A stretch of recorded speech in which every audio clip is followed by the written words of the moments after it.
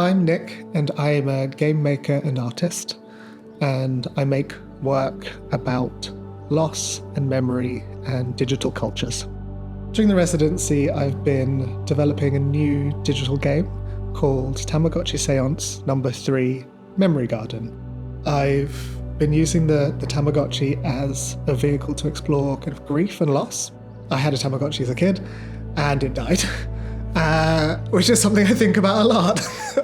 Yeah, I think there's a really useful mechanism in Tamagotchis in how we explore the idea of loss, especially in the internet age. And also they're fun. They're really colourful. Like, it's a cute thing to talk about something typically quite heavy.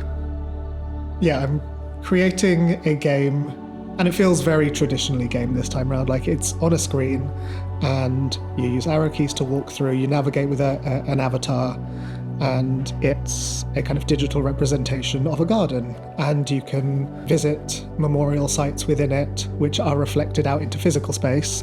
While you're in there, you can leave messages, and each message comes up as text and then plants a flower or an object in the space. And other players can come along and add a comment on top of those.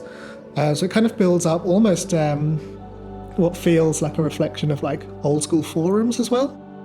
So the whole thing is kind of reflected into the physical through a bunch of little kind of tiny monuments I'm making. Each one is digitally connected as well, but is made out, at the moment they're made out of like colourful plasticine, because I wanted to try and keep this as joyful as possible for as long as possible. So each monument is connected to the same network as the game, has a little e-ink screen on it, and every so often messages from the game will ping out onto these screens and become sort of memorial messages or kind of epitaphs just sitting in the space as well.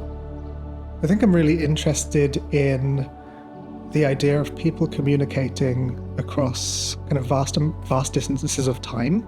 On a literal level, in the game you are inscribing text into the infrastructure of a space, like it is walls talking.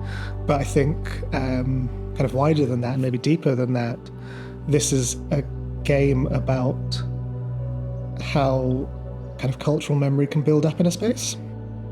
So I would love for this work to grow.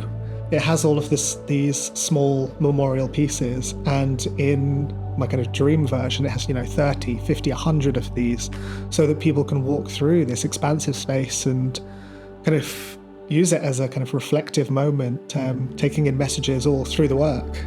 I do think that societally we are not very good at talking about grief.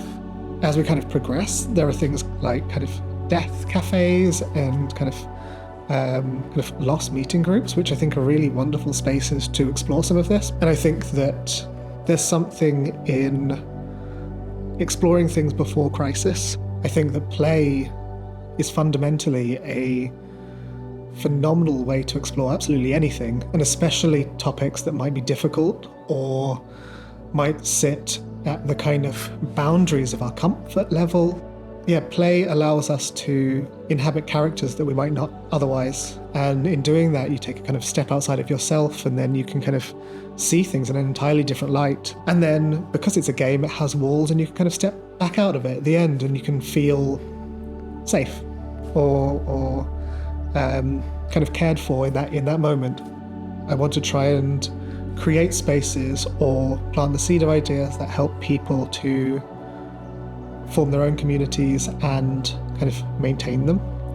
I think there's a real power in knowing your neighbours, in knowing your friends, being able to kind of build things together, to repair things together. So yeah, I think my work is for the future communities who are repairing their shed together and using it to build a theatre.